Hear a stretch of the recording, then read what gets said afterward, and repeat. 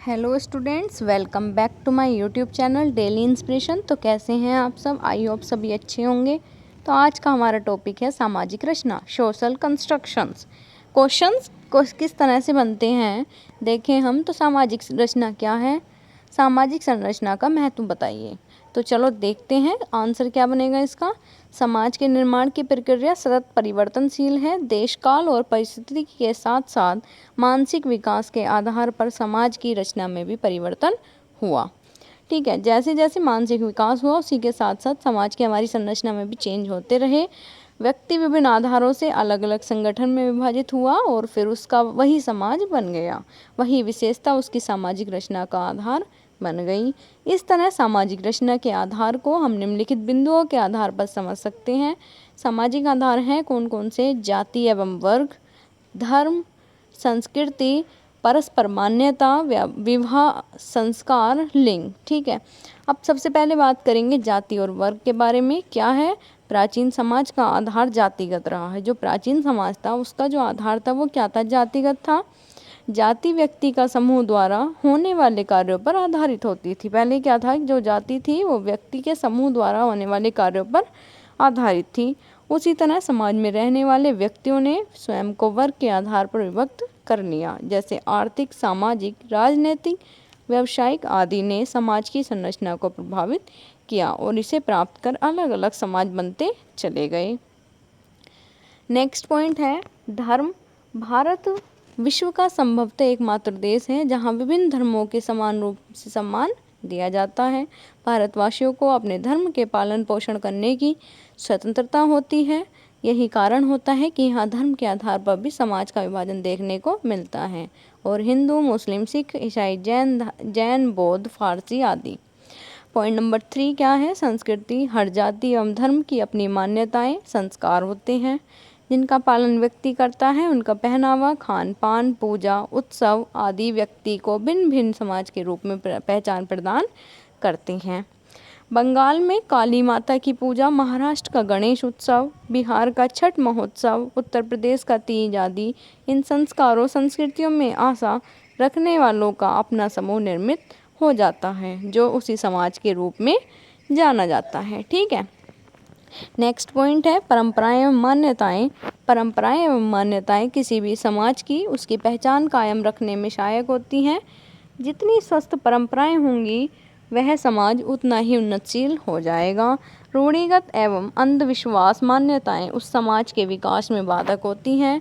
शिक्षा का परंपराओं एवं मान्यताओं पर गहरा प्रभाव पड़ता है। अतः स्वस्थ परंपराओं वाला समाज सभ्य समाज के रूप में पहचान पाता है और अशिक्षा एवं अंधविश्वासों पर चलने वाला समाज पिछड़े हुए समाज की संज्ञा पाता है। नेक्स्ट पॉइंट है विवाह एवं संस्कार। विवाह एवं अन्य संस्कार समाज की रचना को प्रत्यक्ष और अप्रत्यक्ष रूप से प्रभावित करते हैं। रक्त एवं गोत्र आदि के आधार पर विवाह एक नए समाज का निर्माण करते हैं। कहीं यह परंपरागत रूप से संबंध रखते हैं तो कहीं ये खुले समाज में विवाह कर अन्य समाज की स्थापना करते हैं। पॉइंट नंबर 6 लिंग। सामाजिक संरचना में लिंग की महत्वपूर्ण भूमिका है और संपूर्ण समाज का आधार है। स्त्री और पुरुष को जहां लैंगिक आधार पर उन्हें अलग अलग जिम्मेदारियां सौंपी गई, वह जैसे महिलाओं का बच्चों को जन्म देना, घर की देखभाल, बच्चों की पोषक, वहीं पुरुष वर्ग घर परिवार के लिए आर्थिक सुविधाएं एकत्र करता था। लेकिन धीरे धीरे इसमें विकृति आती गई। स्त्री के आविष्कार को घर की चार दीवारी तक समेट दिया गया और एक नया समाज बना, पितृसत्तात्मक समाज। संभवतः इसका आधार था पुरुष का आर्थिक आय से समृद्ध होना। उसके परिणाम स्वरूप समाज में कुछ जातियों में जहां पर स्त्रियां धनोपार्जन करती थीं वहां मातृसत्तात्मक समाज की स्थापना हुई। इस तरह लिंग के आधार पर समाज की संरचना हमें अलग अलग स्थानों पर विभिन्न रूपों में देखने को मिलती है। अब बात करेंगे सामाजिक रचना के महत्व के बारे में। प्राचीन काल में मानव स्वतंत्र इकाई के रूप में जीवन यापन करता था। फिर उसने क्या किया? अपनी इच्छा से समूह में रहना स्वीकारा। धीरे धीरे उसकी आवश्यकताएं बढ़ी। आवश्यकता पूरा करने के लिए अन्य लोगों पर आश्रित रहने लगा। इस तरह समाज उसकी आवश्यकता बन गया। अब बिना समाज के व्यक्ति अपने जीवन की कल्पना मात्र भी नहीं कर सकता है। प्रश्न आता है कि व्यक्ति के जीवन में समाज का क्या महत्व है। तो चलो बात करते हैं सामाजिक रचना का महत्व।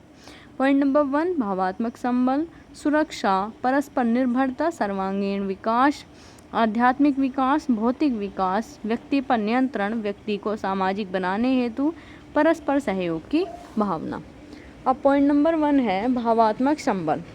समाज परस्पर व्यक्तियों का समूह है जो व्यक्ति द्वारा खुद ही चुना गया है।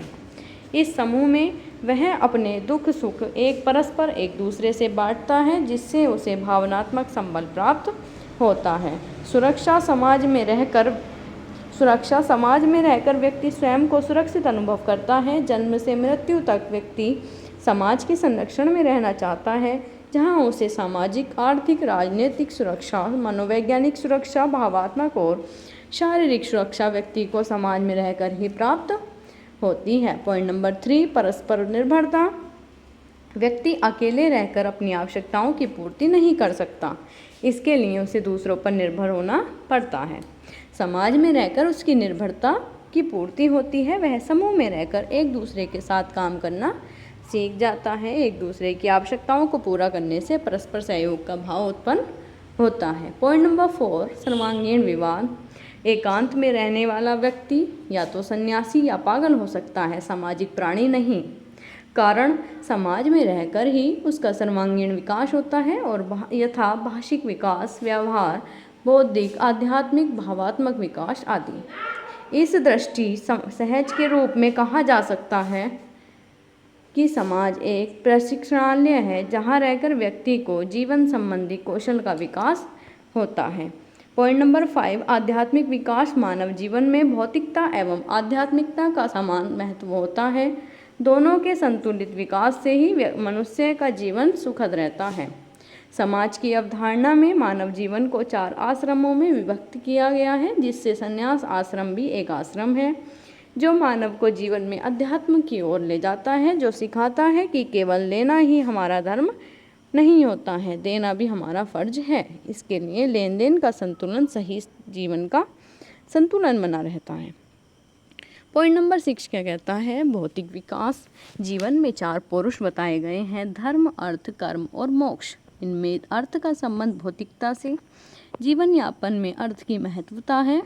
व्यक्ति अपनी आवश्यकताओं की पूर्ति अर्थ के द्वारा ही करता है। समाज में रहकर व्यक्ति पद तथा प्रतिष्ठा को बनाए रखने हेतु स्वयं का भौतिक विकास करता है। पॉइंट नंबर 7, सामाजिक व्यवस्था। व्यक्ति स्वभाव से ही उच्छल होता है। अगर उस पर किसी का नियंत्रण न हो तो स्वार्थ की आंधी उसे अपने साथ बहाकर ले जाती है, जिससे समाज में अराजकता का वातावरण तैयार होगा, समाज की व्यवस्था भंग हो जाती है। अतः समाज में रहकर व्यक्ति को यह भय अवश्य बना रहता है कि उसकी गलती पर समाज हस्तक्षेप करेगा। अन्य शब्दों में मनुष्य के मन में बैठे बेलगाम के कोहड़े पर समाज ही लगाम लगाता है। पॉइंट नंबर 8, व्यक्ति को सामाजिक बनाने हेतु समाज व्यक्ति के मन के भीतर पनपते हैं दुर्गुणों को दूर कर उसे सद्गुण एवं सद्वृत्तियों से जोड़े हुए रखता है। व्यक्ति से प्रेम करना सिखाता है। समूह में रहकर कार्य करने, परस्पर सामंजस्य बनाने की शिक्षा व्यक्ति को समाज में रहकर ही प्राप्त होती है। समाज के बिना मनुष्य का जीवन विसंगतियों से भर जाएगा। समाज उसे सही दिशा और दशा प्रदान कर सामाजिक इंसान बना देता है। पॉइंट नंबर 9, परस्पर सहयोग की भावना का विकास। विश्व बंधुत्व की भावना का विकास परस्पर सहयोग द्वारा ही होता है। समाज में रहकर व्यक्ति अपने अहम को त्याग कर परस्पर प्रेम एवं समर्पण करना सीखता है।